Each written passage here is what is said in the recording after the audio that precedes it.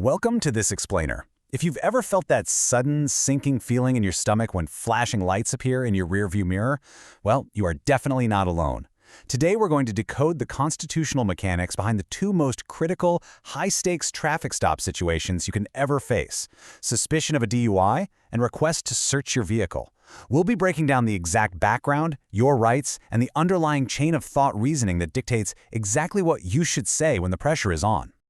So here's our roadmap for today. We're going to start with high-stakes traffic stops generally, move into Scenario 1 covering DUI suspicion, then look at the truth about field tests, and dive into Scenario 2 on vehicle searches. Finally, we'll review your Fourth Amendment shield and learn exactly how to master the interaction. Section 1. High-stakes traffic stops, your constitutional playbook. Now, you might be thinking a traffic stop is just a casual roadside chat, but it's really not. These are highly structured legal encounters where split-second verbal choices carry absolutely massive consequences. It's actually a carefully calibrated investigation. But here's the good news. Understanding the legal machinery behind a stop gives you the power to protect yourself without escalating the situation. When you really know your rights, you don't need to argue, and you definitely don't need to panic. Your words, delivered calmly, become an impenetrable constitutional shield. Section 2. Scenario 1. DUI suspicion.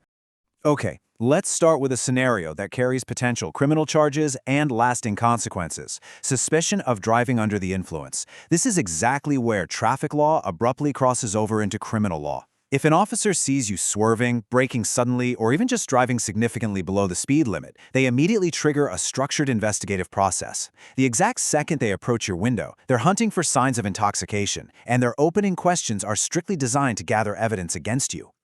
I know your heart rate is probably spiking at this point, but remember this: every single movement you make is being closely observed and, likely, recorded.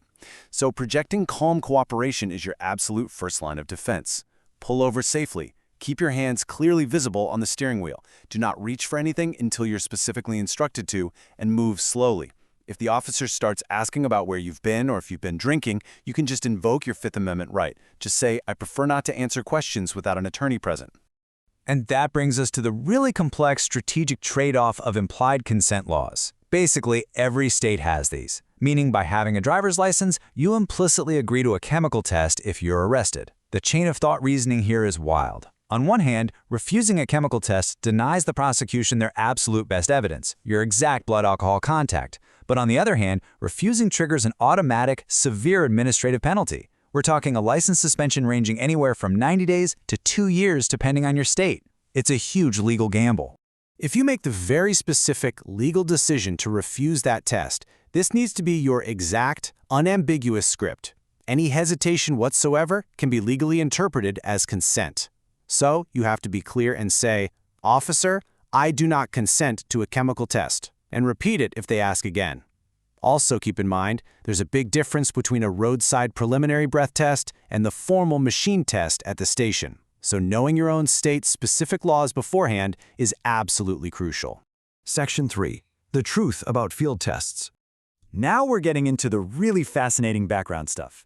Before asking for a chemical test, officers usually ask you to perform standardized field sobriety tests. You know, the walk-and-turn, the one-leg stand, or the horizontal gaze nystagmus, which is that pen-tracking eye test. Well, here is the startling truth about these. They are incredibly subjective. Take a look at this data. Roughly 1 in 4 completely sober drivers will fail the eye test simply due to its subjective nature. That's a 23% false positive rate. The chain of thought to understand here is that these tests are solely designed to gather observable evidence of impairment, but they are graded by the exact same officer who already suspects you're guilty. Just being nervous or standing on an uneven shoulder can easily cause a sober person to fail. Because these specific assessments are so prone to false positives, this right here is the polite, firm phrase you should use. Unlike chemical tests in most states, these physical field tests are entirely voluntary. Declining a field test generally cannot be used against you as direct evidence of guilt. You don't need to explain your medical history, you don't need to explain that you have bad balance or that you're nervous. Just calmly and clearly state, "Officer, I do not consent to performing field sobriety tests." Section 4. Scenario 2. Vehicle searches. Let's move to our second major high-stakes scenario. We're shifting from your physical body to the physical space of your vehicle. Imagine the officer says, "Do you mind if I take a quick look in your vehicle?" It sounds so casual, doesn't it? But make no mistake, it is literally one of the most constitutionally significant questions you can ever be asked. Often they pull this out after stopping you for something super minor, like a broken taillight. The officer is deliberately asking for your voluntary consent to bypass your constitutional rights and investigate further. So how do you handle it? Well, remember, this is a constitutional rights exercise, not a confrontation. You've got to remain completely neutral while holding your ground. No sudden moves, don't reach for the glove box to prove you have nothing to hide, and try not to look flustered. Keep your hands visible, keep your face calm, and prepare to state your refusal. This is exactly what you say. By using this precise phrase, you are forcing the officer to legally rely on an established exception to the law rather than you just voluntarily waving your rights away. If they try to press you or make you feel guilty for saying no, simply repeat, "I understand you may believe a search is appropriate, but I am not consenting to a search without a warrant." Section 5. Your Fourth Amendment Shield. To really grasp why that exact phrase works so well, we have to pull back the curtain on the actual legal constraints an officer operates under. The Fourth Amendment is your primary shield against government overreach, right there on the side of the highway. Basically, without a judge's warrant, your voluntary consent, or established probable cause, an officer searching your vehicle is acting unconstitutionally. And if they do, any evidence they find could get completely thrown out of court. The operative word here is unreasonable, and courts have spent literally decades defining what that actually means in practice.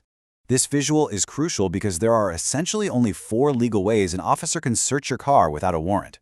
First is probable cause, like if they actually see or smell obvious contraband. Second is consent, where you voluntarily agree to let them look. Third is a search incident to arrest, meaning you are already being lawfully arrested. And fourth is plain view, where something illegal is sitting out in the open. Now, looking at this framework, notice something.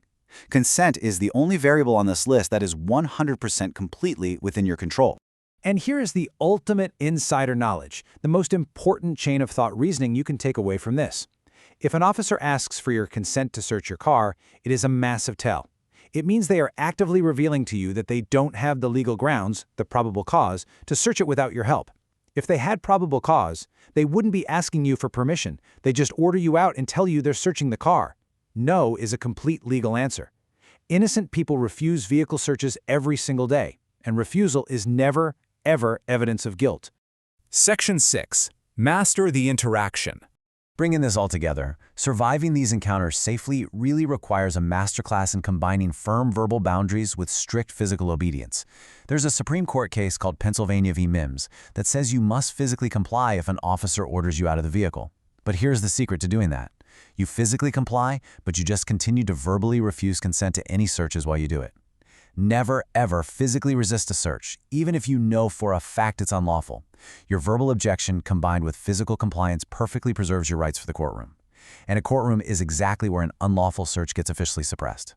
By internalizing these behaviors, you fundamentally shift the battleground. You move it from the dangerous, high-pressure, unpredictable roadside directly into the structured safety of a courtroom.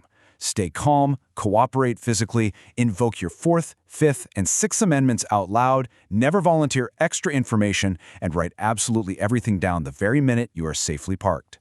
Your memory degrades so fast under stress, so having precise documentation of badge numbers, times, and exactly what you said is going to be your best defense later on.